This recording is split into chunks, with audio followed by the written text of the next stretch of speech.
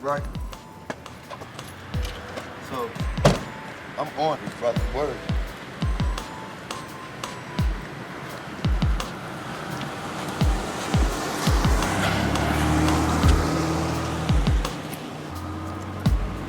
Right.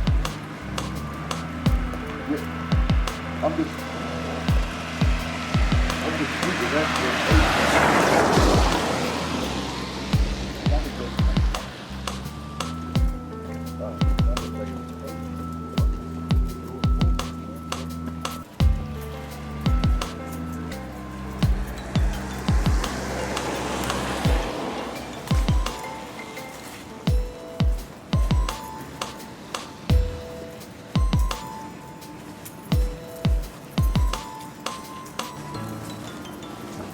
yeah.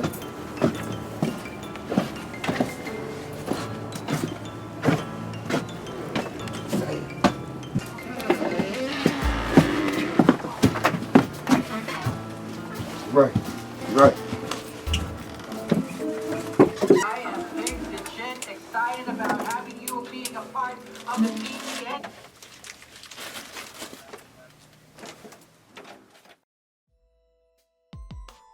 So the important thing, man, is we gotta realize that, you know, as a people, as a group of people, man, we got a lot of work to do because we losing. You know what I'm saying? Yeah, I agree with that. I mean, we really losing. We look at where we are today versus, I mean, we never been on top, but man, it's really beginning to look, you know, bad for us, like in the future. It is because they don't have no elders they don't have a lot of elders with direction, or the elders that's out there, they can't be found. They gave up. Yeah. Me and you, like people like me and you, there's only a handful of us. Yeah. And that's the point. See, because the only way we gonna get to where we need to be or make any kind of progress is we can't sit back and wait for the school systems to do it. We can't wait for, you know, definitely not, you know, the legal systems and nothing like that. It's simply, it's up to us. It's on us. We right there. We in the mud of it. You know, we in the mix of it. We right there at the forefront. Like, they'll see that we feet on the ground in the neighborhoods. Ain't no... Because the problems we talking about are our problems. Yeah. You know, yeah, I mean, yeah. they are literally our problems. People, But they so vast and they so big, they not the kind of problems that one single person could go out and fix. right. It literally takes a group, a community, Right. a village, The whatever village you wanna call concept. it. The village It takes that to deal with what we dealing with. Maybe we waiting for somebody to do it for us. We waiting for the system or something to get fixed. You know, like it's gonna happen on its own. Yeah. But it's not, man. And we know that's not. It's not, and it's crazy because we live this life. You know what I mean? We live this life, and we see the lack of forward movement every day. And man, I don't know. Most of my teachers told me the same thing. If you heard this saying, if you want something done, you got to do it. You got to do it yourself. So that applies to us as a people. You know what I mean? Yeah. If we want to put ourselves in better positions, we got to do it ourselves. That's what Building Bulls is, to get the older fellas that was just left the streets and made it out, to get them to come on back and talk to these dudes so they could show them dudes a different path, to alter their decisions to the right decisions. Because right now, the decisions that they're making, it ain't so that they're wrong. The strategic, they don't have no strategies. They don't have no doors for the out, and they just keep running into brick walls. Bam, bam, because they don't have no knowledge. In the Building Bulls Association, the brothers, we gonna give them some doors so they can at least go through a door and stop running to the brick walls. So let's do this then. Let's introduce them to us. Okay. Let's tell them who we really are. Okay. Let's tell our stories. Okay. And let's see if we can have an impact. All right. Stories told.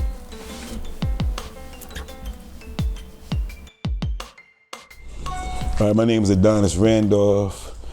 I'm a husband, a father of 2 girls, born and raised in Chester, Pennsylvania. Born and raised in Chester, Pennsylvania. I was born into a single parent household. I knew my father, but my father wasn't in my household.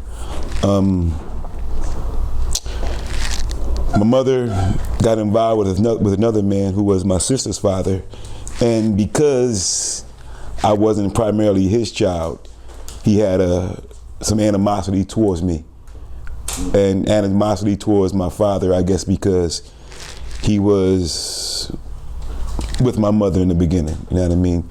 And because my father was in and out of my life, he would take that animosity out on me in an abusive manner. And he would take it out on my mother in an abusive manner.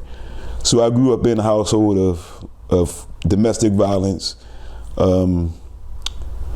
abuse on me by a stepfather, you know. Seeing domestic violence in my grandmother and grandfather's home, just being raised around that, it was difficult, you know. It didn't show any other way of reconciliation or resolution other than arguing and fighting, you know, almost to the point of almost killing one another. They would argue and fight. But being born and raised, seeing that, not having any really strong male role models. Of course, I had uncles around, but they were involved in the street life. They weren't trying to show anybody the right way. And as I said before, my father was in and out of my life, but he had his own problems that he had to deal with. He was struggled with alcoholism because he was, again, raised in a household where that was the battle. You know, he had a mother who was an alcoholic, a father who was an alcoholic, and it triggered down to him. And if I didn't get out of the environment that I was in, it would have been me, you know. So yeah, that's where I came from. All I knew is seeing the things that I grew up seeing. It was like, this can't be the way things are supposed to be, you know. I could just remember thinking, like, this is not the way things are supposed to be. And I knew that when I got older and when I had a family of my own, that I wasn't going to allow those things to continue on in my family.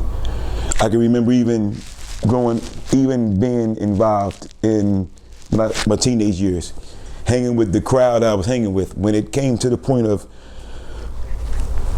them wanting to do things like stealing cars when all that was popular, I would never get involved in it, only because here we are, a group of young men, all of us mostly single parent homes, you know, just primarily mothers. And then I see them going out to do bad things, and they don't realize they're causing their mother the hardship, or even more hardship than they're already going through. I would see their mothers, you know, had to go bail them out of jail when they got arrested, and that's taking money out of the already struggling household, you know. I would see the heartache that they're putting their parents through when they got locked up and sent to juvenile detention centers. And the only thing, and even to this day when I see some of them, and some of them, you know, still have effects going on, like not being able to get licenses and stuff like that from the things that they did. They remind me, like, yo, you'd always say you weren't going to do what we were going to do because you didn't want to put your mom through a particular situation. Because she had, in my eyes, dealing with my sister's father and getting out of that, she had already been through enough. You know what I mean? I didn't want to add to the frustration, add to the heartache. So I just always had a mindset that you don't have to follow what somebody else is doing. You know what I mean? You don't have to put yourself in that same situation. You don't have to follow the crowd. You know what I mean? You don't have to be in, you know, and that's pretty much always been my mindset, to be an individual. You know what I mean? And I think that's what's lacking in our kids these days. They got to follow somebody. You know what I mean? Nobody wants to stand up and be the leader. Nobody wants to be an individual. Nobody wants to go their own way. You know what I mean? Everybody wants to be in. You know, I came up at a time when, you know, popping and locking and all that shit was official. So you had to have your Pumas, your sweatsuit. You know what I'm saying? You got to be armored up with these things. If not, then you ain't moving nothing. You ain't got none of that on. You wasn't violent. You know. But I had friends that had that stuff, man. I just The clothes. yeah, clothes and it was funny because I call them my older brothers, which is my friends, two of my best friends, and they was getting the money, and I never forget my homie had bought a car. See, the thing is, it's hard enough for us to understand each other, let alone somebody from the outside can come in and understand us, our actions, while we doing things. So how they gonna help us? Right. You know what I mean? How they gonna provide help or assistance to us that we feel is relatable? You know what I mean? That's why I just think we need to depend more on ourselves and each other. You know what I'm saying? Yeah. Because look at all the different type of problems we face. You know what I mean? In this environment, in our environment, all of us go through the same things. Maybe slight differences, but you can listen to my story, you can listen to his story, and you can relate that to your life. Yeah. You know what I mean? Yeah, because I mean, all the stories that we went through and all the things that we talk about, you know, from the last documentary and the stuff that we seen, it all ties in to environment, like you saying, and in the environment is decision making, and some of them is falling short of proper decisions. Yeah, and those who fall short impact us. You know what I mean? So us turning around and closing our doors and going in the house and taking care of our own kids and our own families, it ain't gonna make no difference. You know what I mean? In the long run, it's not gonna make no difference because it's gonna come to us. Anyway. I mean, don't we see that? Yeah, I mean, just not too long ago when that happened at the, people doing that around the shop. Yeah. That's how close it is. Well, my name is Greg Gresham, and I was born in Tuskegee, Alabama. But I was raised between Birmingham and predominantly Selma, Alabama. Growing up, I grew up in a single parent home. I predominantly was with my grandmother and two uncles that were, mentally challenged. My mother, she always worked 2 jobs. My grandmother, she was part of the Bloody Sunday March, and with Selma to Montgomery March, to the point where it's also my mother, they picked cotton, to help, fund the family as far as like from income wise. My grandmother, she couldn't read or write, like as I indicated. My mother, she had me at the age of 15, so she was more like a sister, like we grew up like sister and brother relationship just as well as her being my mother. We grew up in, what you would consider condemned homes, so to speak, whereas there was a lot of rat infested or roach infested or things like that.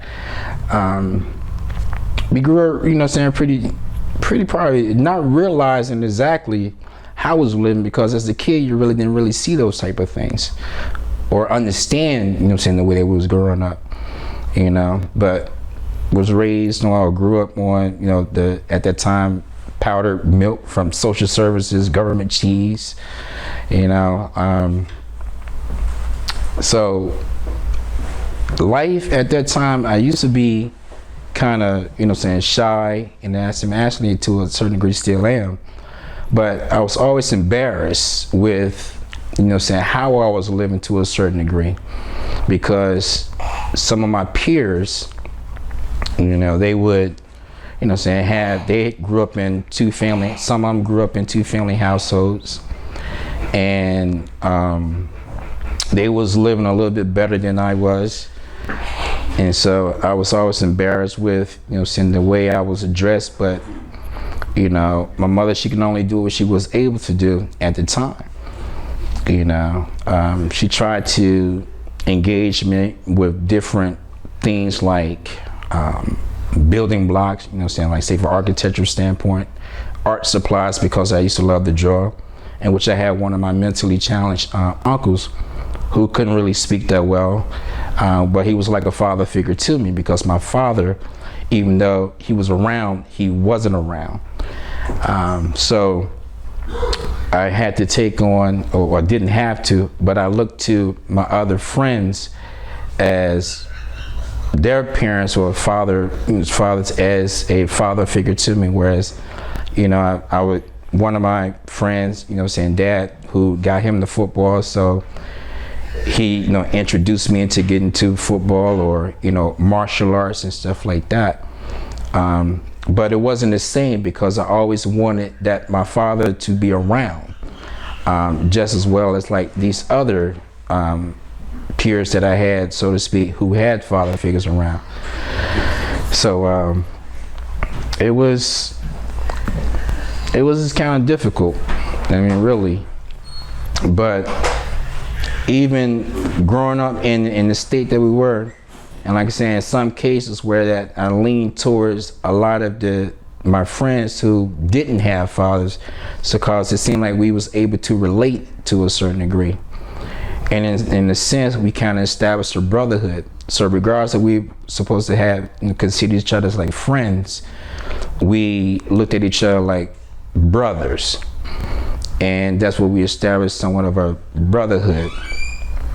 So around the age of, you know, 12 or 13 years old, you know, we end up being in a gang and stuff like that. Whereas, you know, again, this was a group of young men that didn't have their fathers and was looking for some type of guidance, because we really didn't have that guidance. So we looked to the individuals like pimps or prostitutes, the individuals who were drug dealers. And so, because again, when I didn't have a lot of clothing and stuff like that, I used to, you know, sell drugs to try to get clothing, and also to feed my family, as far as my grandmother and my uncles and things like that. Now, again, while we was in the gang life and stuff, you know what I'm saying, we did a lot of things, you know what I'm saying, that I'm not too proud of, you know, growing up. But that's all we had, or at least that's how we felt that that's all we had. Because again, we really didn't have that guidance or, you know, that mentorship from an older adult in a positive way. We more or less had it for, you know, in a somewhat of a negative way. But again, this was all about means of survival in the demographic area that I was in. I can remember some of the physical confrontations more than I can remember some of the happy shit. You know, my physical confrontations was because I always had friends. Besides the two best friends I had other friends too that lived out in our neighborhood. And if he was in beef, then we all in beef. We always had to, you know, stick together. And then we had people in Rosegate, because that we, you know, was friends with, we dealt with. And we had the Rosegate and Simon's Gardens, Newcastle, would have to fight amongst dudes in town. It was hectic, man. Like I don't know if I know it still goes on, you know, but we was more unified back then. But you know what else too? No, go ahead. Speak, talk that. Back then though, it was rarely that people died. Yeah. Because what you saying is so true. Because remember, I moved here from Philly. Right. I had to fight Rosegate for 2 years. Wow. I was fighting them for 2 years before I could walk around the street and nobody bothered me. Wow, that's serious. I had to hide to come see my son. Yo, that's serious. Yeah, but through all of that, nobody died. Right. Right. You know, like they do today. Yeah, Go that's ahead, serious. man. I ain't mean to interrupt. No, you. that's good shit though. Yeah, man. That's good shit. Like you said, nobody died, and I agree with that, man. We had a chance to, you know, shake hands and fight again. And learn from it. I said and fight again. Yeah, you fight again. Yeah, but you and, still. and learn from it. Because where we at now, all of those are, you know, things. Those are learning things Steps, that kind yeah. of make you, you know, give you what you see now, your perspective now. All that's a part of it. Yeah. These kids ain't, man, they don't have a chance to learn. A lot of them, because they die. They die.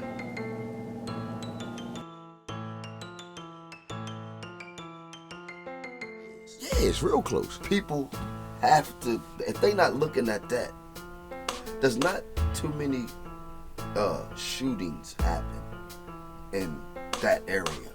Not there. It wasn't over, you know, throughout the course of time. That's not known as one of those areas. Where I it's gonna mean, be. it's close, it's right down the street, but for that to happen as frequently as it's happening now, you know what I mean?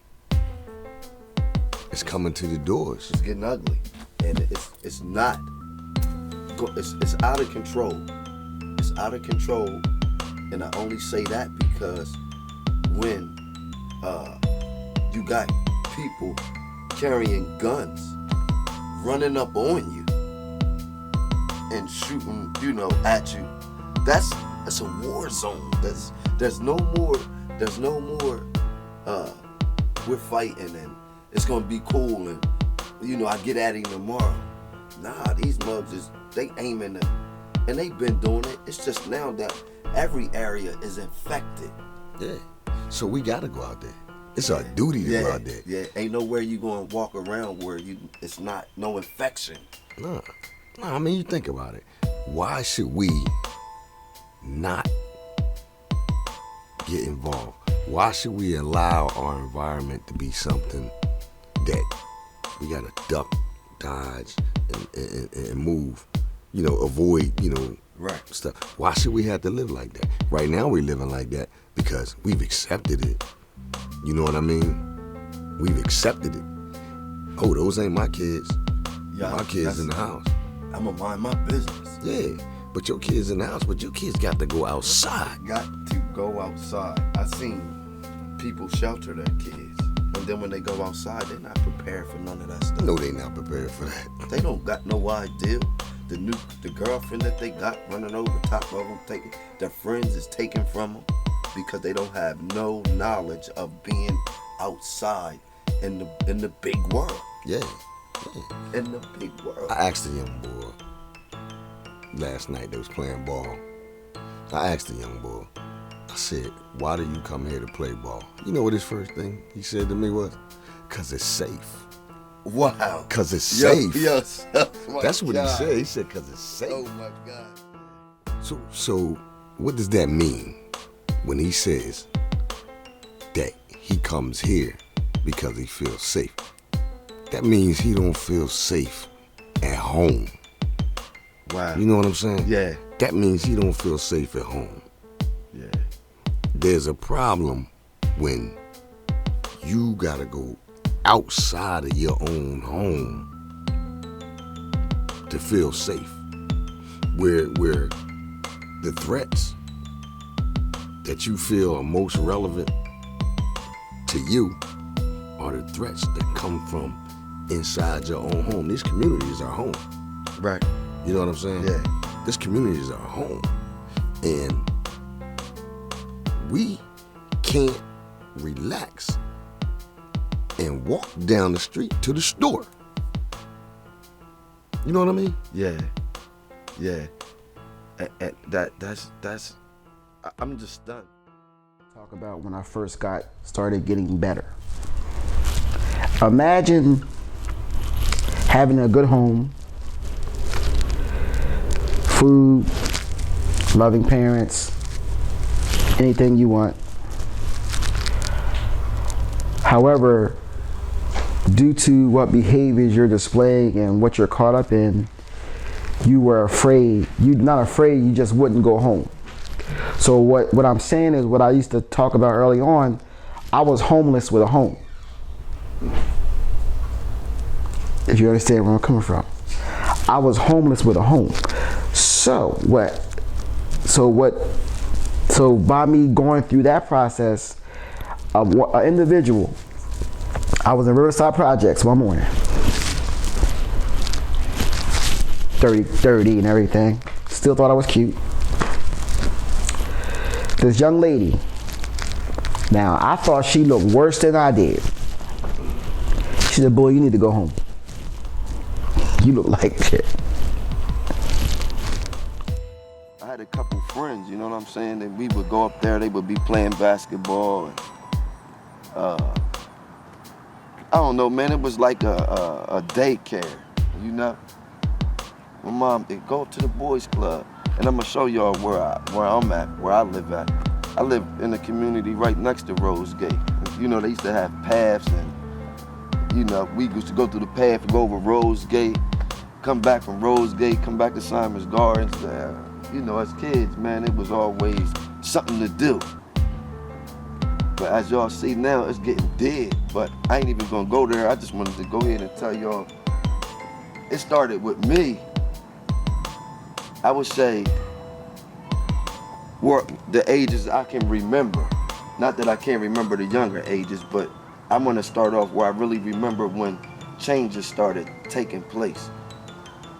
I would say I was maybe about 8, 9 years old, and I'll never forget. I was with my friend, one of my good friends. We went to his house. He came back to stay the night with me. And I kept running out into the kitchen. You know what I'm saying? I kept running out into the kitchen, and my pop had his friend in there. Now that I'm older, I realized what it was.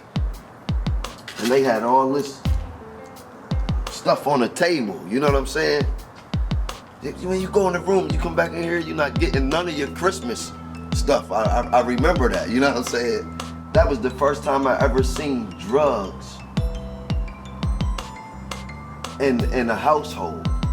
But then I saw one of my other friends. I had 2 best friends that I grew up with. One of my other friends, he had caps.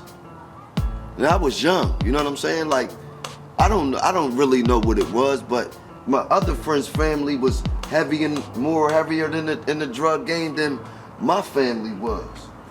And as we get, I would say as I got to be the age of in between 13 and 14, that's when it was really blatant, you know, like my homie, he got cats in the VCR. You know what I'm saying? He hiding them. His grandma selling the drugs for him. You know, like it was I never knew that this was like, you was told not to say nothing and mind your damn business. But then when my friend got involved, it was like, it is something, you know, it is our business and shit. Now we trying to figure out, you know, what motherfuckers is doing. And my friend, he came, him and my other best friend, they came to our school, because one of my homies dropped out of school. I got a lot of people who kind of dropped out of school, kind of like everybody around me dropped out of school. And I kind of stayed there because my mom was, you know, she would beat me up. You know what I'm saying? Like it wasn't no. My mom used to grab anything. You hear me? Like it would be anything. Like oh yeah, you know. So she kind of got me straight, man, and I kind of thank her for that because it kind of showed me that I don't have to quit. You know, you can beat them at their own game. You know, I always I don't know why I thought like that, but I always thought like some of the things that they was teaching us wasn't, you know, but it didn't give me the reason to just run out of there. My mom, she just wouldn't let it, and I remember her working the swing shift. Now this is around in the age of 14. She used to work for DuPont. So I'm only telling you this because I'm getting from the drugs and getting to the part where I started really hanging out in the street and how this all connect. So my mom was doing the swing shift. So now my father, he's leaving, he's coming back, he's leaving us, he's coming back. So me and my sister was kind of like the little mama in the house. She'd make sure I ate if my mom wasn't there or whatever. Make sure I got dressed for school, you know what I'm saying? So, to make a long story short, I remember her bringing boyfriends to the house, you know. Now, sex has came, so now we playing games like hide, go get it. My friend's sister, I'm trying to get his sister, he trying to get my sister, all this innocent stuff until it all really happened. Is, you know what I'm saying? All this stuff that we do that I had, you know, indulged in. When the sex actually happened and the drug selling actually happened and the fighting actually happened and the protecting your friend and your homies, the, you know, being a young G, you know what I'm saying? When that actually happened, that's when I started to see something different in my parents. I kind of, because my parents was together. I remember them breaking up. And then I remember them together. I remember moving with my father down in Claymont for a little bit. And coming back with my mom, moving back with my mom. And the fights went on. I remember my mom used to, you know, drink Budweiser. And when she would fuck you up, she would fuck you up. You know what I'm saying? She didn't, you know, I don't know, my mom was a country woman, man, like West Virginia. I mean, I don't know. Her grandmother was tough, so she was tough on us. And it wasn't a bad thing, but she just didn't, you know, when she say it's gonna be done, it's gonna get done. And if you don't do it, she'll wake you up while you sleep, beating you. Like, yeah, you sleeping in the bed. She'll beat you, you know what I'm saying? And wake you up and shit. But, yeah. I had a few of those myself. You had a few of those? Yes. Yeah, oh my goodness. But I saw my sister with her boyfriend, and they sneaking, he sneaking, and now they have sex, and everybody is, when my mom and them away, or when my homies' friends' mom and them away, we playing a sex game, we got girls, you know what I'm saying? We doing this shit, and then all of a sudden, my friends drop out of school actually, and now it's one of my friends that went to college, and he was the one that introduced me actually to the caps, to the cocaine. You know what I'm saying? Like, man, it's cocaine. I ain't gonna let you sell it. You know what I'm saying? This and that. I got mad. Like, man, that I can make my money myself. I went to the boys' club to play basketball because it was fun. Yeah, exactly. Yo, I mean, because that's what you wanted. Yeah, it was fun, and my friends was there, and when I was growing up, I wasn't thinking about somebody, you know, in the hood ready to do some shooting and a good fight. We was cool, you know. I just know that now that the times is so dangerous. Man, you know what we used to worry about? The things that we used to say, we used to get together and we gonna go around the store and we gonna pop some candy, all of us. The only thing we worried about Big George around the corner. Big George gonna tell you. The dialogue I had with my father was, when I got suspended from school anyway, was, what did you do in school? Why did you do it? Go downstairs in the basement and wait for me downstairs. You know what I mean? So that was the extent of the dialogue I had with my father. He didn't run things out of out of respect. He ran it he wanted you to fear him. And that's what it was for me.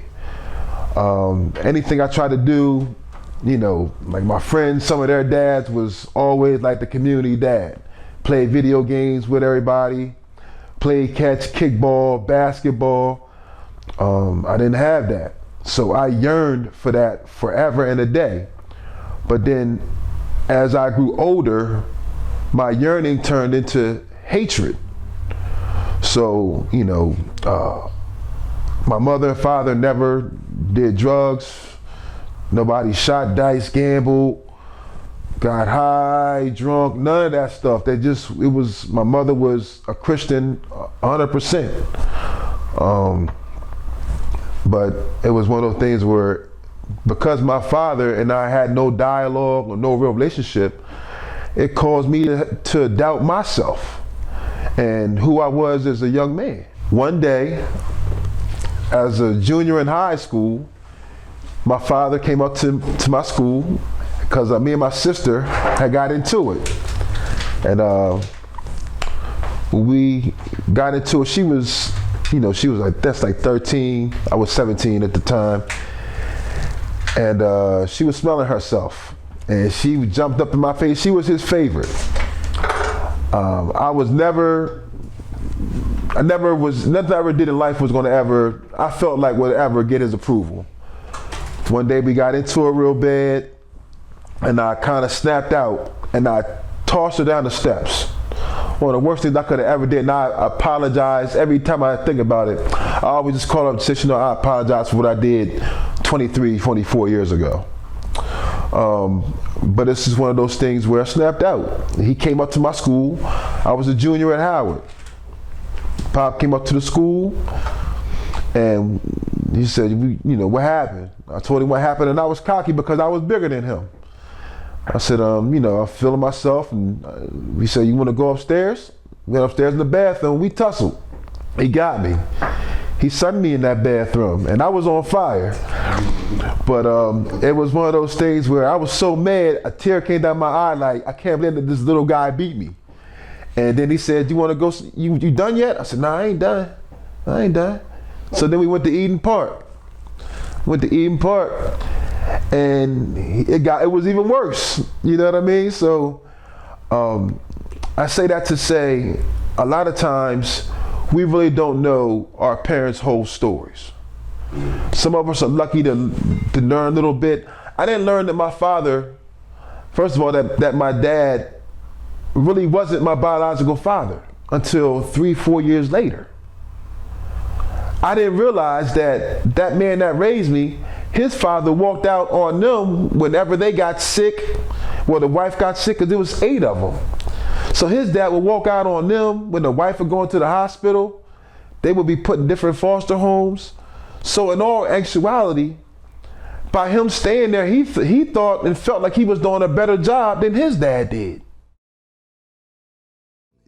You know what I mean? That was it. Right, what you do, you go around the corner, you tussle with Big George, and you got a chance to go back to the store Right. every day. You know what I mean? Now, tussle with Big George, you might get shot. and then you got to think about the kids who become numbed to it. You know, to the violence and the guns and the attitude problems at home. Because I see people right now inside their homes, and they're not teaching their kids the little things that matter. There's not enough caring around us. You know, there's not enough caring. The caring aspect is going. Well, how did it go? Was it a conscious decision? We're just not gonna care no more? Or were there circumstances or things that evolve that help us to get to where we are now. These kids now have been missing the little things, and now their respect, their thought of what respect is, isn't. So who going to teach them? We are. Who going to teach them? We're going to give it to them. And I only say that because we know what they're missing. There's going to be some kids that we might not Be able to reach. and that's just that's just the reality. that's just the reality of it. Like, we know there's going to be some that get it loose. But who better to do it than us, though? Who better to do it? Nobody. She's ready to get this day started? Huh? Where we going now? Come on, let's go. Where we going? That way? No more cheese. So what we gonna listen to? What kind of music we listening to? Pretty song. You wanna hear a pretty song? On your way to Auntie house? Mm-hmm. All right, but let's see if Daddy can find the pretty song. No, another pretty song. Another pretty song? Uh-huh. Oh, you want me to find another one? Okay, give me a second. I'll find it.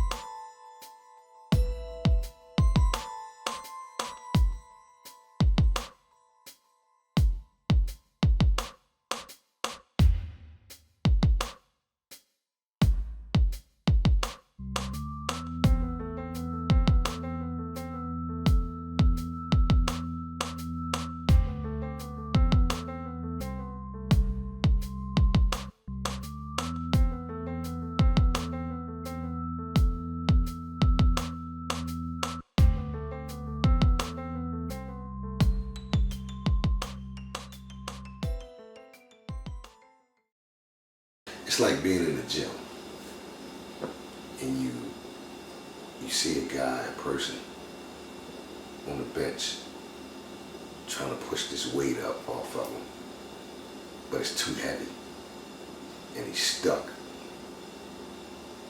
on that bench with those weights pressing down on him, threatening to like crush his chest.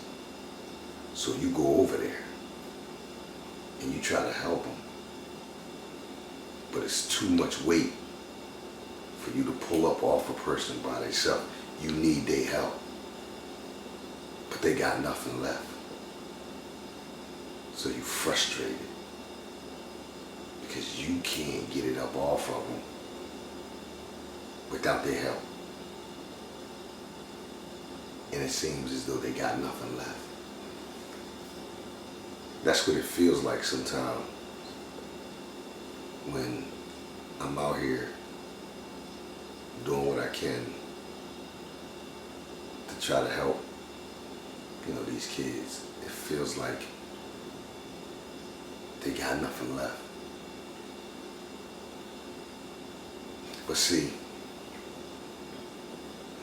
that's coming from my perspective, I think. And it makes me think back to, when I was a kid and I was coming up. For me, I don't really remember thinking about these same things that I'm talking about now with these kids. But I do remember having people around. I was with 3 strong women that I grew up with. My father wasn't inside my household. So it was my great-grandmother, my grandmother, and then there was my mom. 3 strong women. And I still struggle. But I never quite struggled like what I see. My struggles were with myself. I've always had those three women pushing me and telling me I could be whatever I wanted to be. That it was up to me. I always had that. Now, I'm not rich nor where I want to be. But I think that if I didn't have that, or those women, maybe I'd be, sitting in the same boat as these kids are now. I can look back now at my life, and my life with my family, with my mom, and my three sisters.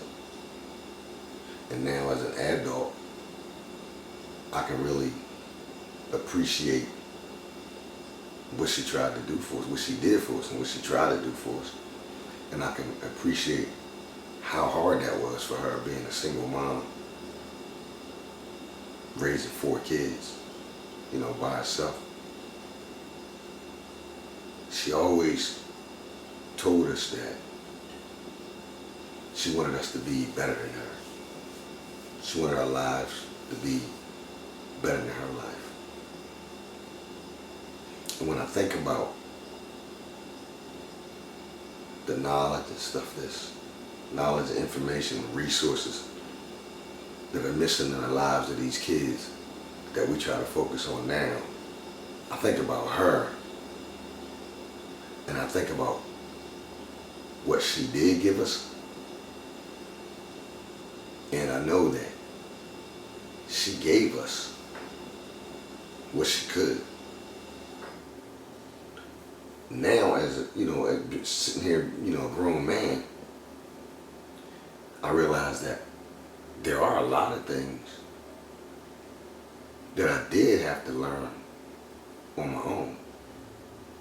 And it wasn't because she didn't teach us. It was because she just didn't know these things that I know now. So although she gave us what she had, which in my opinion was enough to get us to the point where we are now,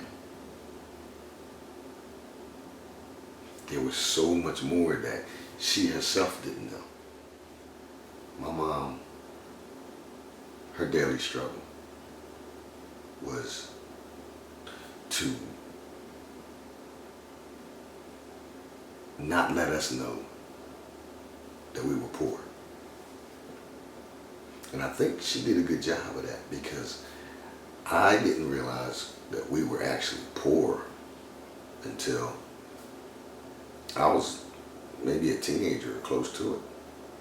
I just thought that that was just the way things were. I remember a time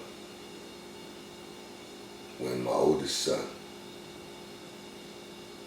was sick, and we had just brought him from the hospital. He had asthma. He had it bad as a child coming up. And we were laying downstairs. We were sitting downstairs. We weren't laying. We were sitting downstairs in our living room. And he was on the couch. And he was laying on his mom's lap. And you could just tell he was so miserable. He couldn't breathe. He couldn't even get comfortable. And my great-grandmother had came down the steps. She was probably close to 90.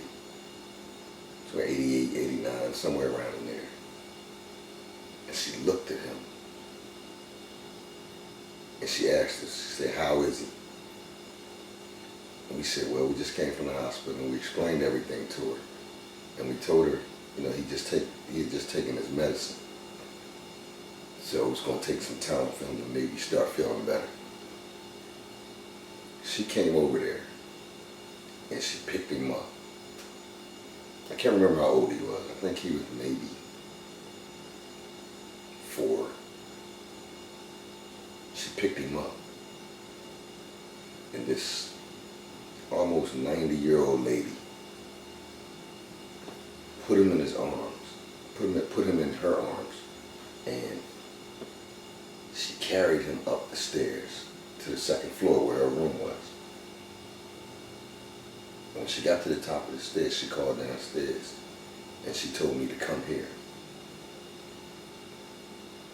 So I went upstairs and followed her back to her room. And she sat on her bed.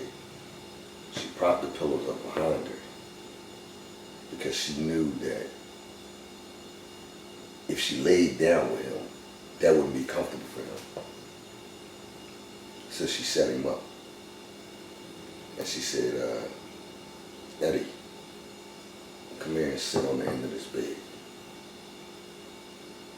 And I sat on the bed. And she looked at me and she said, you know, it's not about you anymore. And I just sat there. She said, it's about this baby. And she told me that she wanted me to promise her something. She said she wanted me to promise that no matter what I did for the rest of my life, I'd take care of this baby. And naturally I said yes. But I said yes, fully intending to do it, but not understanding the magnitude of that statement.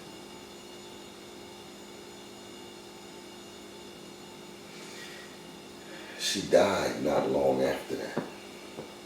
I can't remember how soon it was, but I know it wasn't long after that.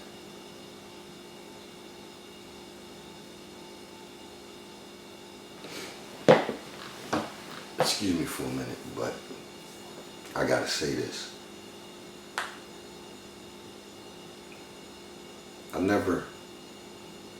I didn't go to the funeral. And I've never been to a gravesite. But I gotta go. I gotta go, and I gotta go tell her that I understand now. And I gotta apologize. Because now I'm willing to acknowledge why I didn't go. And part of the reason was because at the time she made me promise that I was in the beginnings of my addiction to cocaine. And like I said, when she made me promise, it was my intentions to do what she said, but I don't think I realized that she knew where I was as a person. She knew that I was in trouble. And that if I kept on in the direction that I was going in, I wasn't going to be able to take care of my son. I know that now.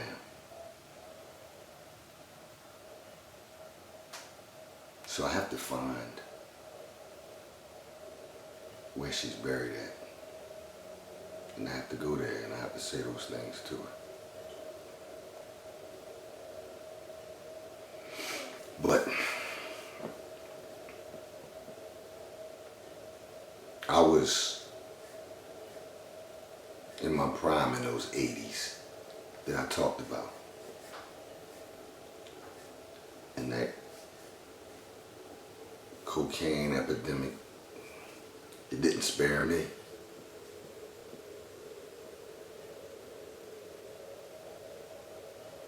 Took me a long time to get myself straight.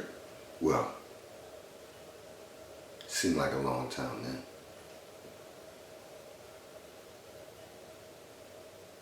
But it was also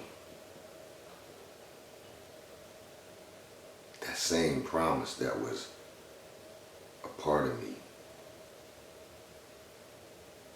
snapping back, because that stayed in the back of my mind. From the time she said it, it stayed in the back of my mind.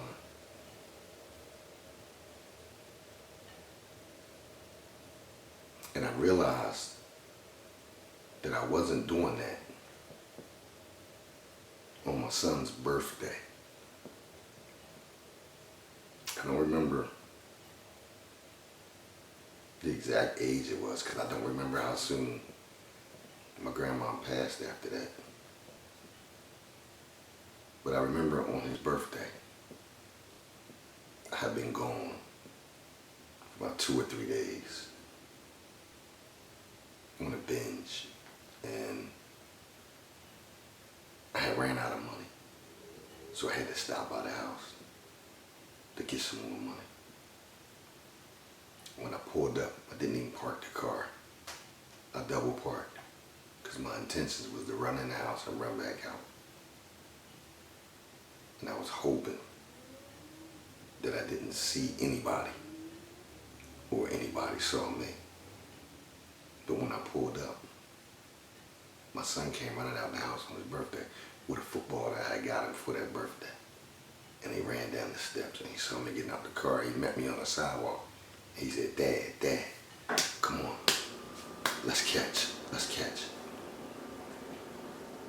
said, not now, son. I'm in a hurry, I gotta do something. I'll catch with you later. I ran in the house, got some money, came back out the house. He was still down there on the sidewalk. Dad, come on, one catch. I said, not now, son. Wait.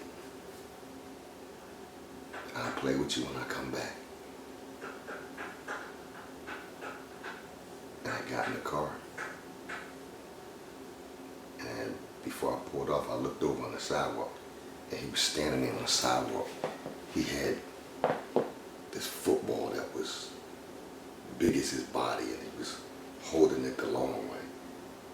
And he watched me pull off. And I pulled off. And I drove down the street. And I got caught at the traffic light. And when I sat there at that traffic light, this vision, the image of him standing on that curb, holding that football, watching me drive away from him, and all he wanted was one catch. It kept burning in my mind. I had a friend that was sitting in the car with me. So he said, what's wrong with you, Dad? And I looked at him. And I said, this ain't right. Then I started looking all around me, becoming like aware of my surroundings. When I looked down on the seats,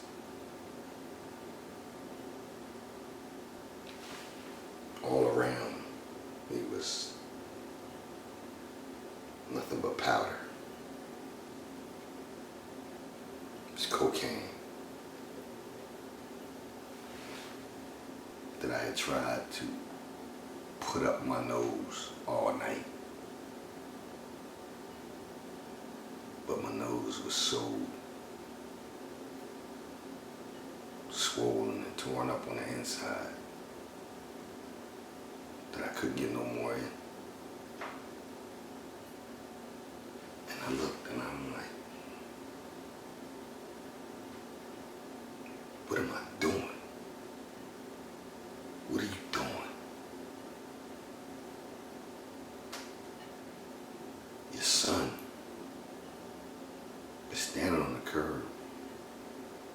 football.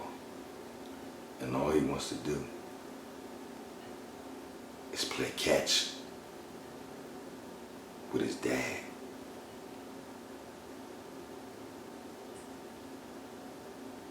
And I turned around and I looked at my boy that was sitting in the car. And I said, I'm going home. And he's like, what you mean? We gotta go here. I said, no. I'm dropping you off. I'm done. And he said, done what?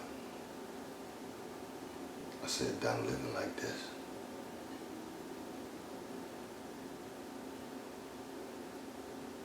If I was you, I'd be done too.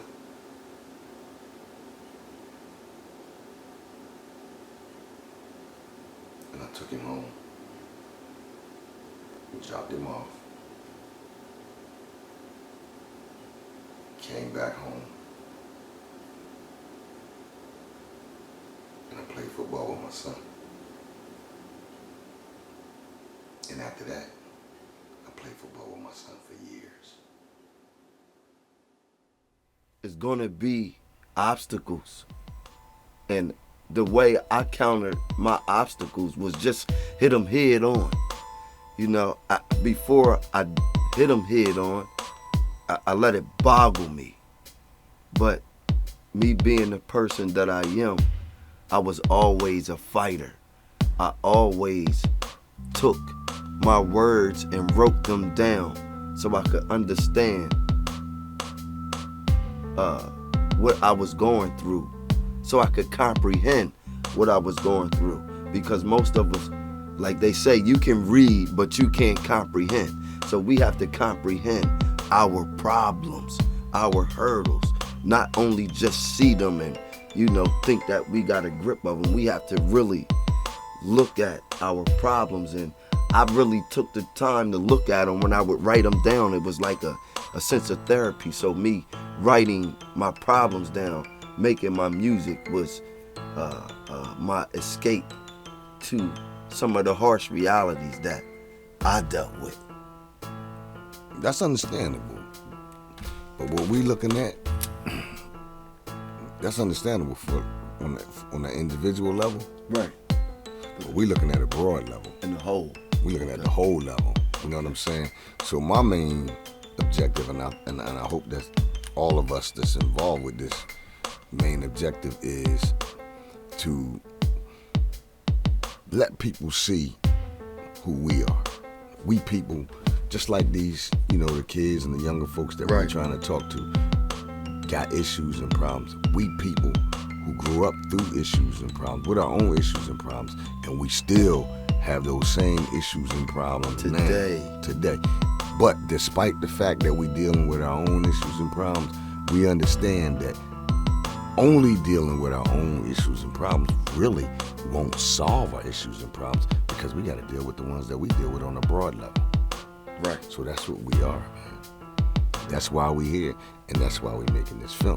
We want people to understand that it's going to take more and more people like us to do the same things as we doing, because even with it being 5 or 6 of us, that's still nowhere near enough.